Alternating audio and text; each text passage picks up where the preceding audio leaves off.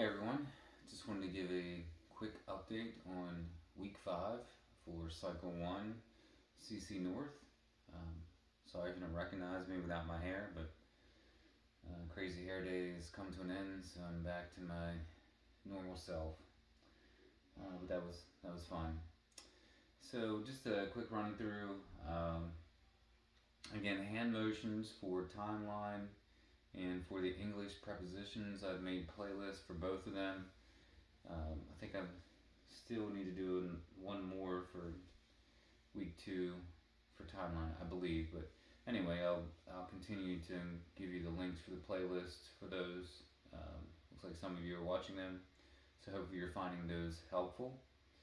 Um, we did the nines and tens this week for math, and again we were saying the statements going through, and then skipping over to another subject and coming back, and it's going out well. We're trying to include the kids, having them come up, kind of lead the other kids through it because it's a lot to say. So just trying to mix it up a little bit.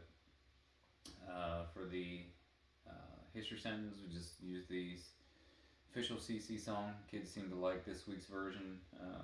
Kind of like a rock feel, so I think they enjoyed listening and singing to that. Um, Second, declension noun endings.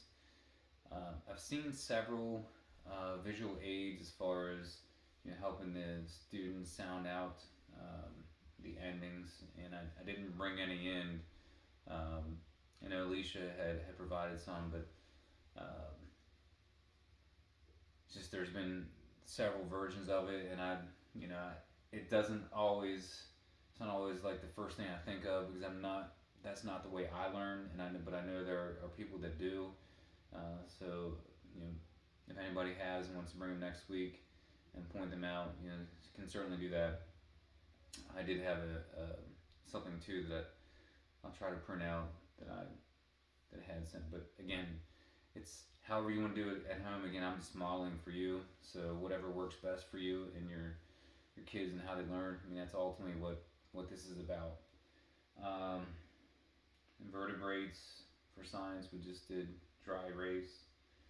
Um, and of course, geography did show me, tell me with the Egyptian Empire.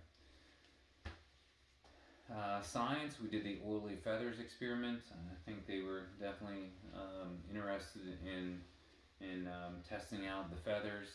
They really wanted to know whether or not they were real. It seemed to be a big issue for them. Christy was able to confirm that they were supposed to be real turkey feathers, so yeehaw. Um, but I think we got a couple main things out of the experiment. One, we know that water and oil do not mix. I tried to share about the expression. It's like having oil and water, and how, like in relationships with people, they talk about how two people don't get along or don't mix. They're like oil and water. So, try to explain the reason behind that expression is because oil and water don't mix, and we clearly saw when we put in um, the pollution, the pollutant in the both the cold and the hot water that it didn't mix. The What I observed is the oil in the warmer water seemed to have bigger, I guess, almost like bubbles in the water. The cold water, not as much. I don't know if anyone else in the other classes noticed that, but and then of course the water, we added in the soap, how much that made a difference. It did allow um, the toxin, the oil, and the water did allow them to mix, and that's because the soap has a molecule in it that's attracted to both water and oil. So soap is kind of the mediator between the two that allows them to mix, I guess, is for lack of a better way to say it. And then of course the birds, the feathers, how they actually have a natural oily substance that helps them stay afloat. So when there are these oil spills, these accidents where they're exposed and need to be cleaned, they did mention in the experiment how they actually use Dawn soap to clean their feathers.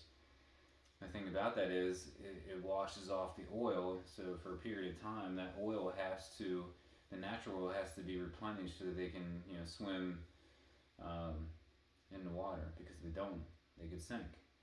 Because that natural oil in the feathers is what allows them to stay above the water. But it was a good experiment. I think overall it went pretty well. Fine arts, we did perspective. We went long on presentations, so that kind of went into the fine arts time. But we did work on perspective. We drew some basic images. I did sure the basic image of like a road and how it goes to a vanishing point, and showed a couple trees, one bigger tree in the beginning, and as it gets further away, the trees get smaller, and showing how you can do that. And then they did some in the fine arts book. There was an kind of an activity where they could use perspective and draw their name, write out their name, and they were doing that in their book and also on the board. So there will be an opportunity once we're done with the fine arts books for them to go back and do some of the activities. There's quite a number of things in there, and I think it would be a good way to review. I think it's what I'll do next week for their final project is encourage them to go in and do some of the activities in the book that they haven't done yet. Now, if they want to use a blank piece of paper and use some of the things they've learned, I'll certainly allow that. Just it'd be nice for them to have something in that book so that can be used. It's kind of like for their portfolio. But again, that's week 6. Or sorry, I'm getting ahead of myself. I guess I'm getting too excited here to get to the first quarter, the end of the first quarter. But week 5 is complete, and we'll see you next week. Thanks.